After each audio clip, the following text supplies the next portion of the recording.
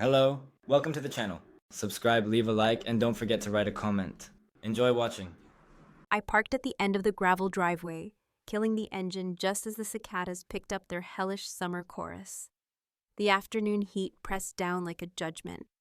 I sat there for a moment, staring at the familiar porch with its sagging swing and wind chime that hadn't sung in years. My mother never fixed it, even though it had been tangled since Chloe's engagement party, which, by the way, she threw in full force. Caterers, musicians, a custom tent, the whole small-town fantasy. I hadn't even been invited to speak at the damn thing. Just a seat near the back, next to the cooler, and Uncle Jim's sleeping beagle. Typical. It had been 5 years since I last came home. Not because I moved away and forgot. No, I left because it was the only way to keep my sanity intact. This house had always been a theater where my mother performed perfection, and I played the disappointment in the background. Chloe was the golden girl, the white coat and steady paycheck, the daughter who smiled for photos and never raised her voice. I was the one who moved to California and got weird, according to Aunt Marlene, who would be sitting in there right now, 3 glasses in and still wearing the same overdone perfume she's bathed in since 1999. I got out of the car, heels clicking on the concrete, each step a conscious choice not to turn around. The front door was open, wide open, like they'd been watching me come up the drive. I stepped inside, immediately hit by the scent of overly buttered casseroles and lemon cleaner. There was laughter from the dining room, that particular kind of laughter that people save for holidays and birthdays. Loud, forced, half-drunk. "There she is," someone said, and then my mother appeared in the hallway like she'd been waiting for her cue. Helen Rhodes was not a woman who aged like wine. She aged like old bourbon, sharp, bitter, and better in tiny doses.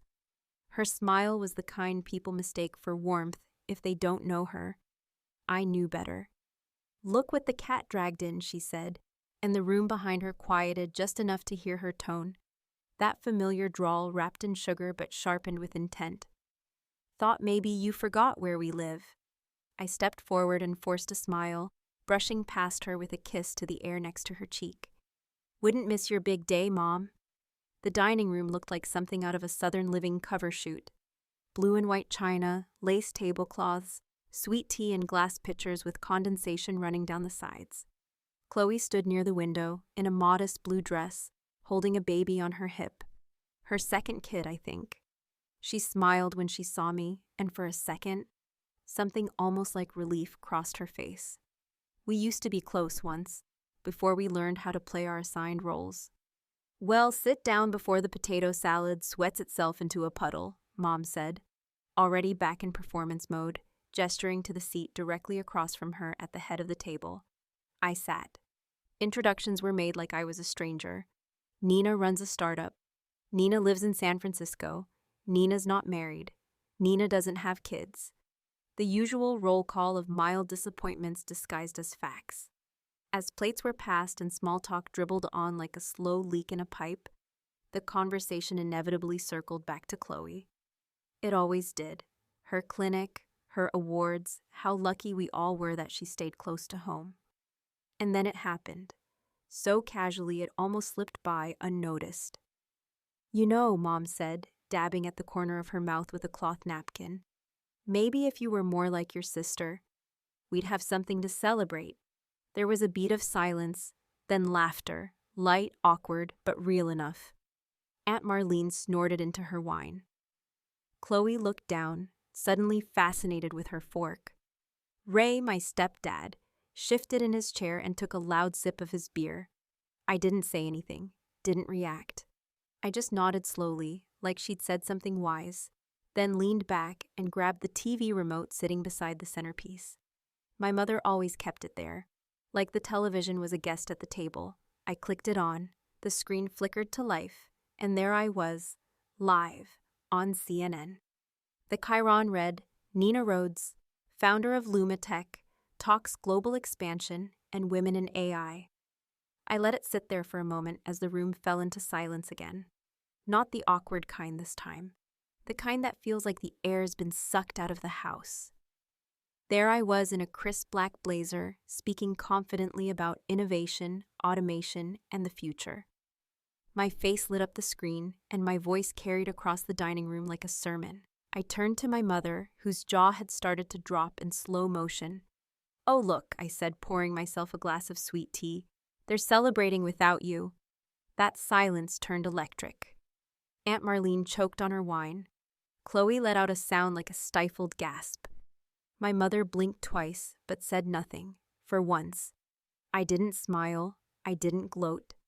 I just took a sip and let the moment hang, because that wasn't revenge. Not yet. That was just the invitation.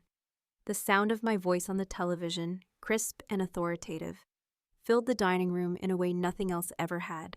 Not the clinking of silverware, not the forced laughter over tired stories, and certainly not my mother's usual backhanded jabs disguised as polite conversation.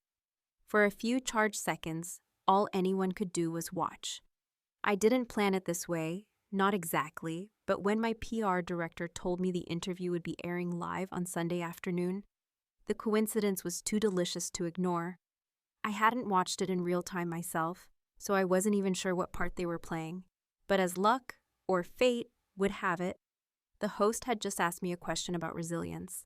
They wanted to know how a woman with no formal degree in computer science had built one of the most disruptive AI platforms in the tech world, and whether I had ever struggled with doubt, with imposter syndrome, with being taken seriously.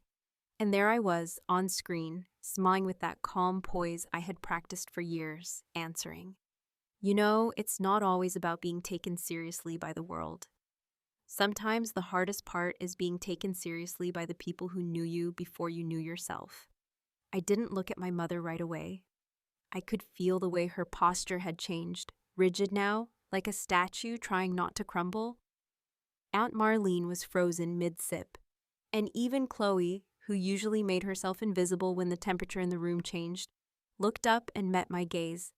Something unreadable passed between us, recognition maybe, or guilt. It didn't matter, the damage was done. Still, it wasn't enough. "I didn't know you were going to be on TV today," Chloe said finally, her voice small, like she was afraid of breaking whatever spell had fallen over the table. "Neither did Mom," I replied, not even trying to soften the edge in my tone. My mother, still staring at the screen, finally spoke. That's national news?" I leaned back slightly, watching her. "Yeah, they picked it up after the London Times piece. It's been a busy month." She said nothing for a moment, then pushed her chair back a few inches and stood, straightening her blouse like the problem was in the fabric and not in the words that had just torn through her curated little fantasy. "Well," she said, almost to herself, "we can't all be doctors."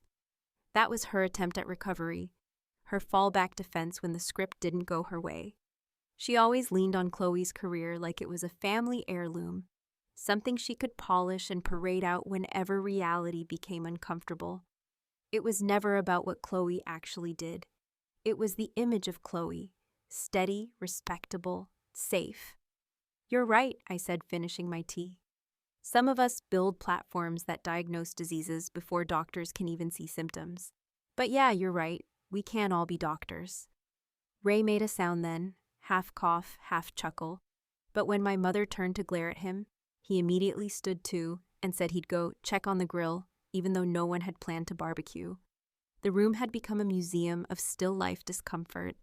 No one wanted to be the first to move, to breathe too loudly, to ask what the hell just happened. So I gave them something to latch on to. I stood, lifted my glass, and raised it just slightly toward my mother. "To Chloe," I said, voice smooth, eyes sharp, "for being the kind of daughter worth celebrating." There was something in her eyes then, something that flickered like an old bulb right before it burns out. I couldn't tell if it was shame, or anger, or the weight of finally being seen for who she truly was underneath all the well-kept hair and country club smiles. She opened her mouth to respond, but I turned away before she could speak, grabbing my plate and walking it to the kitchen sink like nothing unusual had happened. The kitchen was quiet, cooler than the dining room, and smelled faintly of onions and bleach. I stood at the window over the sink, watching the oak tree in the backyard sway with the breeze, remembering how I used to climb that tree just to be alone. It was the only place in this whole damn town where I didn't feel like a mistake. Chloe followed me in after a minute.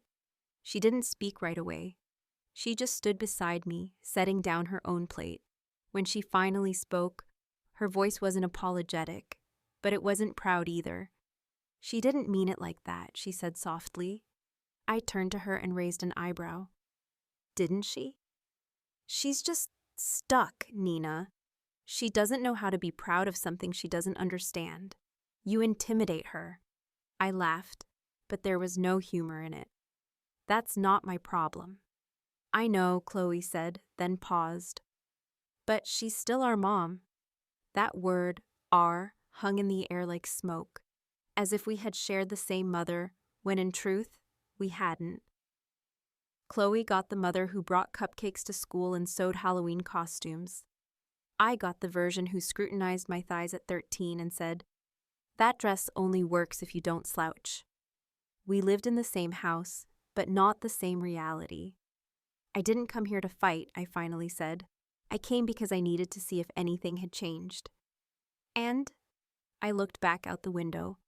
Everything has. Just not here. We stood in silence then, two women tethered by blood, but pulled apart by years of difference. And just before she turned to go, Chloe reached into her purse and pulled out a folded piece of paper. "You should see this," she said. "Before dinner, it might explain a few things." She left it on the counter and walked away. I didn't open it right away. I stood there, heart pounding for no reason I could name, staring at the envelope like it might bite me. It was addressed in my mother's handwriting, neat, precise, controlled. I didn't know what was inside, but I knew this much. The past wasn't done with me yet, and neither was she. I stood there in the kitchen, the envelope Chloe had handed me still untouched on the counter, staring at it like it was some sort of venomous insect. My mother's handwriting hadn't changed in 40 years, looped and perfect, like the cursive practice sheets they used to hand out in elementary school. The slant, the spacing, even the way she curled the tails of her Y's and G's. It was all there, exactly the same as when she used to leave notes in my lunchbox, telling me to smile more or try harder after a C on a spelling test. It was the kind of handwriting you trusted without question, the kind people admired in birthday cards and wedding invitations. But for me, those soft curves had always carried the weight of something colder, something unforgiving dressed up as maternal concern.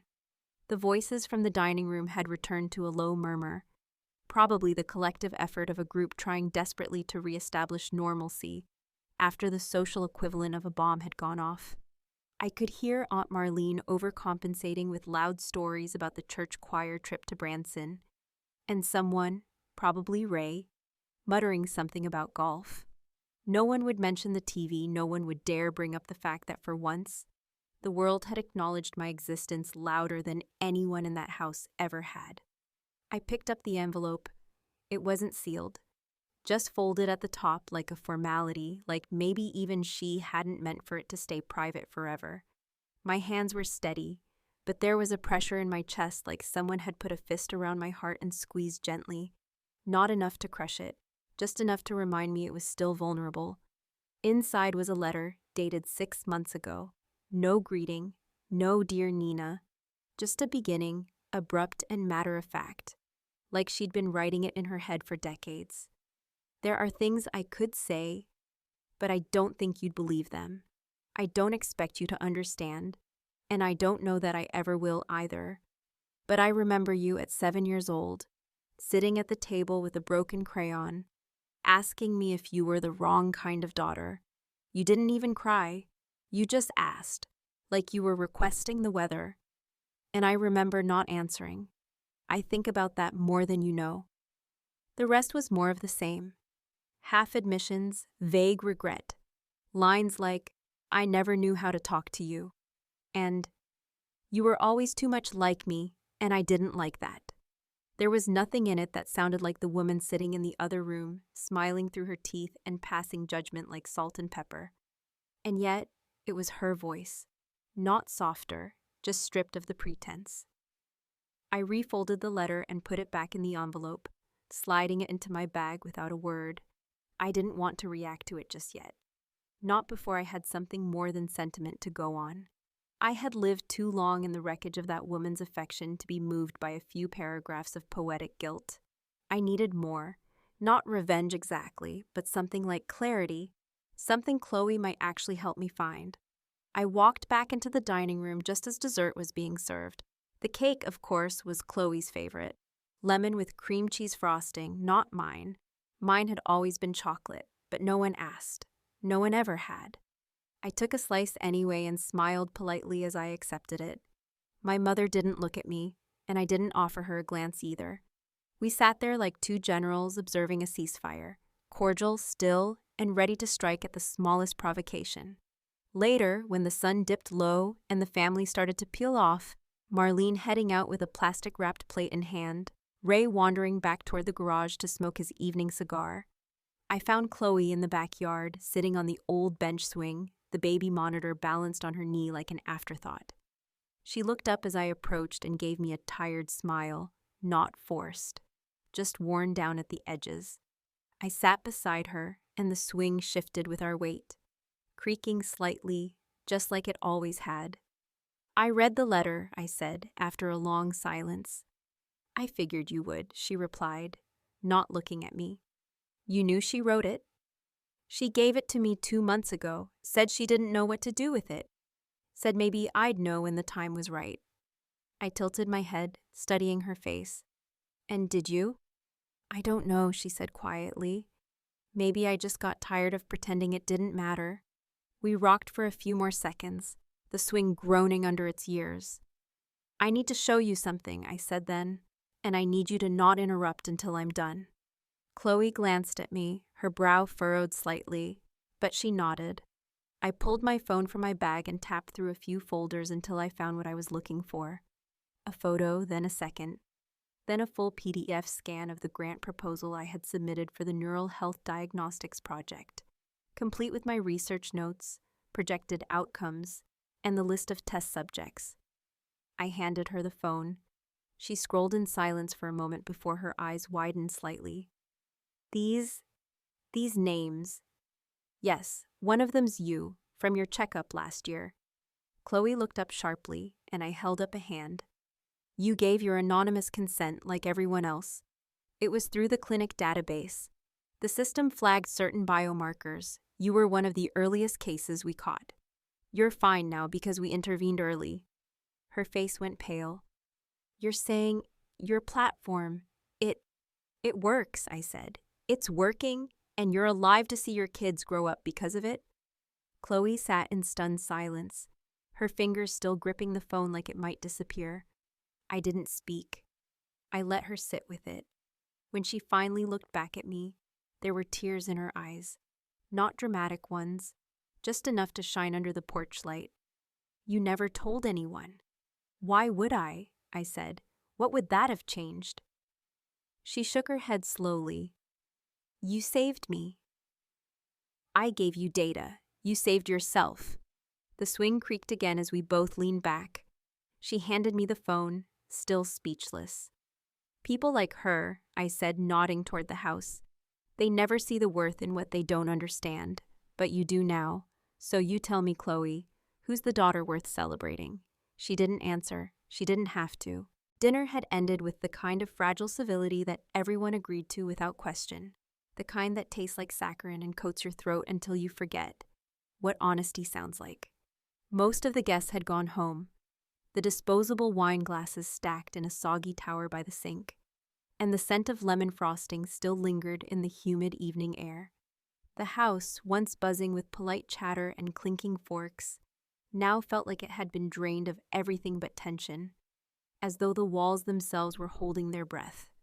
I stood in the foyer, half listening to the quiet click of Chloe's heels moving upstairs, and the distant hum of Ray's television through the cracked den door. My mother was in the living room, folding linen napkins, as if that act alone could stitch the day back together. The silence didn't last long. It never did in this house. Just as I was reaching for my bag, ready to make my exit with what little grace remained, I heard my name spoken in that unmistakable tone, the one that teeters between curiosity and condemnation. "So, Nina," Aunt Marlene called from the other side of the kitchen archway, her voice too loud and too practiced. "I've been meaning to ask you. That little company of yours, what exactly do you do? My neighbor said you were on the news, but you didn't really say much about it tonight." I turned, offering the kind of smile you use on people who can't hear themselves. "We develop AI systems for early-stage diagnostics, primarily in neurological health, things like Parkinson's, dementia, ALS. We use pattern recognition across massive datasets to flag anomalies years before symptoms appear." Aunt Marlene blinked at me, nodding slowly, like I'd just spoken in Morse code. "Well," she finally said with a forced laugh, "that's a mouthful. No wonder your mother never quite knows how to explain what you do." "Right, Helen?" My mother, who had been carefully smoothing the edge of a napkin for the third time, looked up with a small, tight smile. "It's not that I don't understand it. I just think sometimes simpler work is more noble, teaching, healing, helping people face to face." There it was again, the jab and soft focus, the same argument she had offered for years, dressed up differently each time, as if repetition might eventually turn her opinion into fact. I didn't answer her right away because I knew she wasn't really speaking to me. She was speaking to the ghost of the daughter she'd never quite been able to sculpt into the shape she wanted. "What would you call what I do then, if not helping?" I asked, keeping my voice even. "I'd call it abstract," she said, a little too quickly. "Useful, I'm sure, but not personal, not like what Chloe does. When someone walks into her clinic, they know they'll be seen." The implication hung heavy in the air, and before I could speak, Ray's voice came unexpectedly from behind the den door. "I read that article in Forbes, you know," he said, his voice low and almost reluctant. "The one about your program flagging that early-stage brain disorder in those veterans. Saved a bunch of them from going downhill." I turned toward the sound, surprised he was still paying attention. Ray stepped into view, rubbing the back of his neck. "That's helping, if you ask me. Hell, that's saving lives." My mother didn't look at him, and that told me everything. "Thank you, Ray," I said, my voice suddenly softer. "I appreciate that." And then, like a crack in a dam finally giving way, something shifted. Aunt Marlene, always one to toss gasoline on a flame just to see what color it burns, added her favorite brand of fuel. "You know, it's funny," she said, swirling what remained of her wine. "I remember when you were little, Nina, and you used to sit out on that porch with your little journals and your crazy ideas. We'd all say, 'That one's gonna move to New York or LA and forget we exist.' And you did just that, didn't you?" I was about to respond, not with anger, but with the same patient condescension they had always used on me, when something else happened, something that cracked the entire night open. "You all keep talking about her like she raised herself," Chloe said, stepping into the kitchen doorway with her arms folded. "But if she's so difficult, so strange, so impossible to understand, who the hell do you think raised her?" No one moved. My mother froze in place, hands gripping the last linen napkin so tightly the fabric creased like paper. "You want to talk about who helps people?" Chloe continued, her voice trembling not with fear, but with fury. "Nina caught my diagnosis before I even knew something was wrong. She saved me. She saved my kids from losing their mother. She built something that changes lives and never once asked for thanks. You think being here makes me better? That I'm more noble because I stayed close? Staying doesn't mean loyalty. Sometimes it just means you're too scared to leave." I had never seen Chloe like this, never seen her shake with the truth she could no longer hold inside. Her voice wasn't loud, but it was the most powerful sound in the room. My mother stared at her like she didn't recognize her own daughter, and maybe in that moment she didn't. "I'm not defending her out of pity," Chloe said, turning to me now. "I'm doing it because I've seen who she is, who you refuse to see, and it's not because she didn't try. It's because you never made space for her to be more than what you decided she was." My mother opened her mouth to respond, but Chloe was already walking away, her back straight, her voice echoing into the silence she left behind. You want to be proud of your family, then start acting like someone worth being proud of. I stood there stunned, my bag still in one hand, the weight of everything she'd said settling over me like dust. Ray had returned to the den without another word. Aunt Marlene was suddenly interested in her phone, tapping at the screen like it offered a portal out of the moment. And my mother, she simply sat down, one hand on the table, the other still clutching that napkin like a lifeline. For the first time in years, I felt seen, not because I had demanded it, but because someone else had stepped in and shattered the narrative that had bound me for so long. And yet I knew the final reckoning hadn't arrived. Not yet. That was just the storm rolling in. The real lightning was still waiting to strike. I didn't stay the night. That had never been the plan, and after what happened in the kitchen, it was clear that my presence had done enough damage, for better or worse. I packed my things quietly while the house remained eerily still, the way houses sometimes do after they've witnessed too much honesty. There was no knock on my door, no final conversation, no apology muttered through clenched teeth, or even the sound of someone pacing in indecision. Just the muffled murmur of the television from downstairs, probably Ray watching some late-night rerun of a show he'd seen a dozen times already. My mother didn't come upstairs. Chloe didn't either. It was as if the house had swallowed the heat of the day and was now nursing its burn. As I walked out the front door with my overnight bag, slung across one shoulder, I looked back once, not out of sentimentality, but out of habit. The porch light was still on, casting a soft amber glow across the steps, and the wind chime, though tangled, caught a breeze and clinked once, low and off-key. I stood there a moment longer, waiting to feel something like closure, but it didn't come. Closure was a myth people chased when they were too afraid to admit that some wounds never heal neatly. Sometimes, you just stop picking at the scab and call that growth. The drive back to my hotel was quiet, my phone buzzing only once. A single message from Chloe that simply read, "You were right to leave when you did." I didn't respond, not because I didn't want to, but because I needed the silence more. The road was empty, the moon low, and the town I had once called home looked smaller than I remembered, like someone had deflated it just slightly over the years. The same shops, the same gas stations, the same sleepy neighborhoods where nothing ever really changed, just aged quietly in place. I checked into the hotel just after midnight, and within an hour, I was in bed. The lights dim, the room cold the way I liked it. Sleep didn't come quickly, but I didn't mind. My mind was still replaying the kitchen scene, Chloe's voice cutting through the air like a blade, the stunned silence of our mother, the way the truth had landed like a body in the center of the room. You don't get moments like that often.